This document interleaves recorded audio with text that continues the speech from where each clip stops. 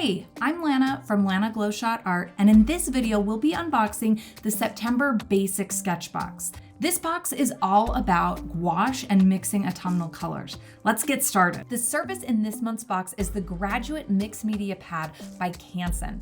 This mixed media paper is going to do well with both paint and drawing materials, and the warm natural color is going to be so cohesive with your autumn colors. This double-sided paper features a more textured surface on the front, which is great for painting, and a smoother surface on the back that's going to be really compatible with drawing fine details.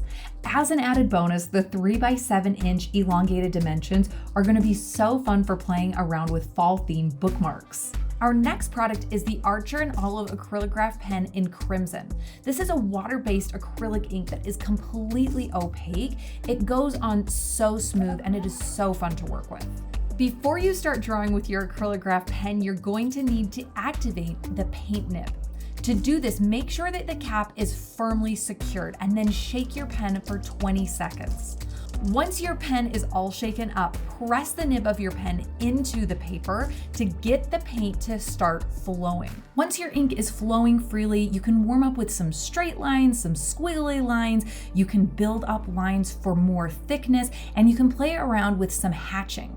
The prompt for this month's box is autumn, and a great way to play around with this theme and to warm up with the acrylograph pen is to create an autumn-themed bookmark. I began with a pencil sketch of the word autumn, and this was just to make sure that things were centered and it was exactly the way that I wanted it before I came in over the top with permanent ink. Then I built up the letters and I really explored the width of the line and built up stronger, deeper layers in some areas. Once the text was completely finished, I began doodling things that reminded me of autumn or fall. I did a feather, an autumn leaf, a snail, and you'll notice that these areas were not things that I planned in advance with pencil. It was just free stream of conscious doodling. And that might mean that things don't end up perfect, but it's also a great creative experiment, and you can play around with some really fun lines and responding even to mistakes that you made. And once your ink is dry, you can come right in with an eraser and get rid of any of those pencil lines so it's like they never existed. Next in our box, we have 2 tubes of Art Creation gouache paint in sap green and burnt sienna. The paintbrush in this month's box is the SketchBox Signature No. 4 Filbert paintbrush. The shape of this filbert brush is incredibly versatile. You can lay down clean, straight edges, you can come up onto the point for crisp lines, and you can also use this brush for really smooth blending. Here I'm swatching the sap green right out of the tube, and directly below it, I'm swatching the sap green diluted with water. Then I repeat this whole process with the burnt sienna. The next product in this box is the Holbein's Artist Gouache in light ochre. You will notice a difference in this paint right out of the tube. Notice the body is a lot thicker and heavier than the Art Creation paints. This is a result of this paint having less filler and more pure pigment. But this paint is still completely compatible with the Artist Creations, and we're going to be able to mix so many awesome colors. The Liquitex Professional acrylic gouache in titanium white will be perfect for mixing up tints later. This white dispenses on the palette a little bit differently than the other tubes of paint, and we're going to swatch it right here on our toned paper. One thing to keep in mind about this paint is that it is permanent once dry, and that includes any colors mixed up with this paint. Traditional gouache can be reactivated, but since this is an acrylic gouache, it's going to make your colors more permanent. Let's create a gradient from light ochre to sap green. I'm starting with the yellow ochre paint right out of the tube, and it felt a little too thick to move around, so I immediately picked up a bit of water and used that to dilute it. I'm feathering the edge towards the right, then I'm cleaning off my brush, grabbing the sap green and dragging the clean sap green towards the light ochre. Once the two colors meet, I'm working back and forth between the light ochre and the sap green to create an even gradient. But because these paints dry really quickly, I didn't nail it my first time. And it's totally fine to go back to your paints and bring new fresh paint in. As I worked back and forth, I played around with adding a little bit more water, adding a little bit more paint until I was able to create a really even gradient. I used the exact same strategy for creating a gradient from light ochre to burnt sienna, and this one acted totally different. The burnt sienna is a much stronger pigment, it's darker in value, and it's more potent. So I needed to use a little bit more yellow ochre in this mixture to create an even gradient. I created these gradients and mixed up the colors right on the paper, but if you have a palette, you can pre-mix colors before you add them onto your surface. Here I'm mixing up an autumnal orange with the light ochre and the burnt sienna, and I'm swatching it on my paper. Remember, I mentioned tints earlier. Tints are a hue or a color mixed with white, and you can do this by simply adding the Liquitex Professional white to any color that you mix up. Once you add the white, however, these colors are going to be permanent, so keep that in mind. Tints are going to be great for adding lighter values, depth, dimension, and more variety to your pieces. And speaking of variety, don't forget to mix yourself up some neutrals. A great way to do this is to mix your sap green and burnt sienna.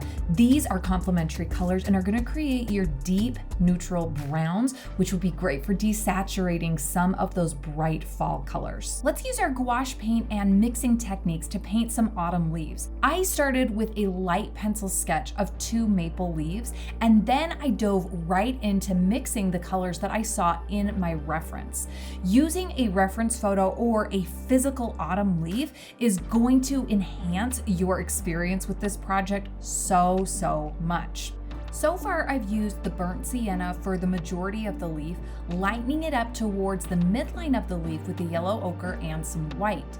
Now I need to darken the edge, and the darker edge is more neutral. So I mixed up the burnt sienna and the sap green for a more muted red that gets closer to a brown.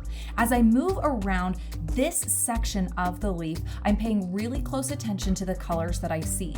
If I want my colors to mix together seamlessly, I need to work quickly. So I'll add a little bit more water and I'll mix the colors together with the wide angle of my brush. If I want a more precise detail, I'll turn the brush on its edge. This is great for the outer contours of the leaf and also for the stem and the vein structure of the leaf. There are so many different ways to work with gouache paints, and the technique that I'm utilizing is mixing up the color that I see and applying it right where I see it, and I'm almost moving in a left to right orientation. One of the reasons that I'm doing this is because the gouache paint dries really quickly, and I am really honing in on this color mixing experience. I want to see the color in my reference, mix it up in my palette, and apply it all in one fell swoop. Another approach could be to get your yellows and put your yellows all over, and then get your greens and put your greens all over, and to work in a more layered approach. That would be more organized, but I've been really enjoying this kind of chaotic, in the moment expression. You look over at my palette, there are so many different colors going on all over the place, and if I have a color over there that is exactly what I want, all I need to do is reactivate it with a little bit of water if it has dried out on my palette. When it comes to painting the veins, don't make any assumptions. Instead, really look at your photo reference and see if the veins are lighter or darker. If they are lighter, they probably aren't white. So I would recommend mixing some white in with another color so that they are lighter in value and you can apply them right over the top of the leaf, but that they aren't so white that they steal focus or feel unrealistic. For a couple finishing details, I'm coming in with the acrylograph pen and I am adding a little bit of structure to the contours of the leaf. Now, this doesn't mean that I am outlining the entire leaf in one solid line. That would feel like a coloring book and would get really clunky. But instead, I am looking at my reference, I'm paying attention to the edge, and I am adding some structure. I have a harder edge and then I lighten up, and then I I make it a little darker and then the line disappears. It's organic and it floats. I'm also using the acrylograph pen to add some textural details. Autumn leaves are not perfect. They have speckles, they have imperfections, and they have texture. And the acrylograph pen is a great way to add a little bit of dimension and form to your leaf and to pump up the texture. And now this piece is complete. I hope you learned a ton about using gouache and color mixing in this video, and we can't wait to see what you create. So be sure to use the hashtag SketchBoxSeptember when you post your work online. For more unboxing videos and tutorials, you can check out our YouTube channel where you can like and subscribe. Thanks so much for watching. See ya.